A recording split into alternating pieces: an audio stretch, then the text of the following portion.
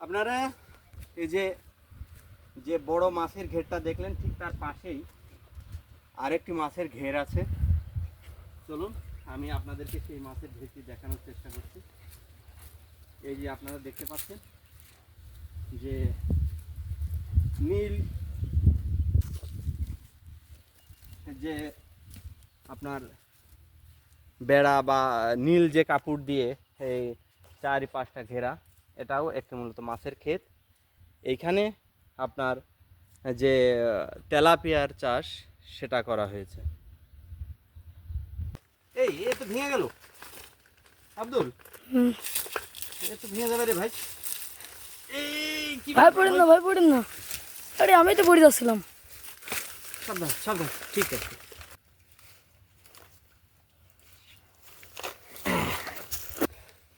এই যে আপনারা যে পুকুরটা দেখতে পাচ্ছেন, ঠিক এই পুকুরের পাড়েই এই খামারের মালিক, যিনি অত্যন্ত সৃজনশীলতার পরিচয় দিয়ে পেঁপে গাছ লাগিয়ে রেখেছেন। আপনারা দেখতে পাচ্ছেন যে অনেক সুন্দর সুন্দর পেঁপে কিন্তু গাছে ঝুলন্ত অবস্থায় আছে। আপনি যদি সঠিক পরিকল্পনা করে কিছু করতে পারেন, তাহলে আপনার লাইফে অবশ্যই সফলতা আসবে, যার জ্বলন্ত দৃষ্টান্তর এই খামারের মালিক। পুকুর দেখা নিয়ে তারপরে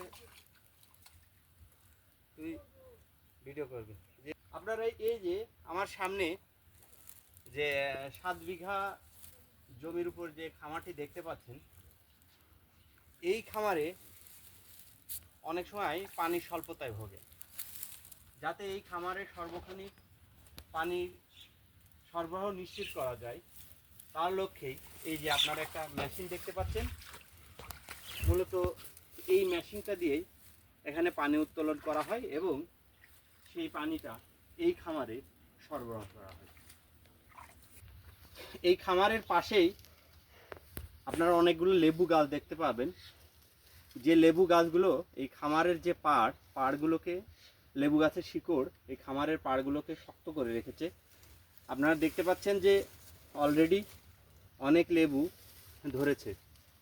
এই যে আপনারা দেখতে পাচ্ছেন, এই যে আপনারা দেখেন কি পরিমাণ লেবু ধরে আছে।